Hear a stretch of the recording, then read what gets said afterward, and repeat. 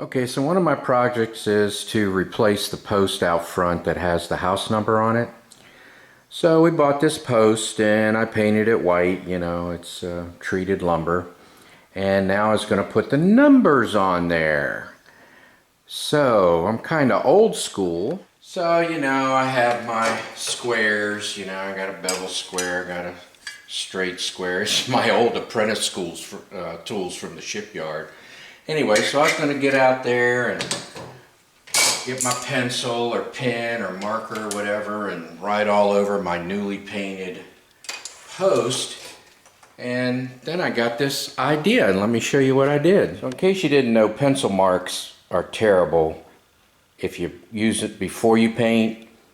And of course, you know, now that's white, so I'm right on there with pencil mark, and you know, unless I cover it up with the numbers, you're going to see it even if I paint over it. So anyway, so how did I set those numbers in place? Well, they aren't really lined up. They definitely aren't on the center line.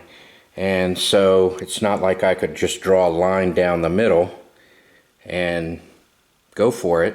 So I came up with this solution. I taped the packet together. There it is, all taped together. And I laid it down onto the post, just like that, because I didn't want it at the very top. Then I took my drill and drilled my pilot holes, and now I have my pilot holes all in place. I can take the numbers out of the package, set them down there, screw in the screws, and my numbers will be all in place just the way I want them. So anyway, I had to share that. I was deciding whether I wanted to do this video or not. It almost seems a little silly, but I think it's a great tip. And you don't mess up your paint, you don't have to do a whole lot of work.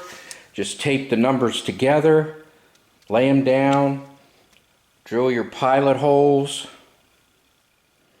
Boom, you're done. I like it. Thank you for watching.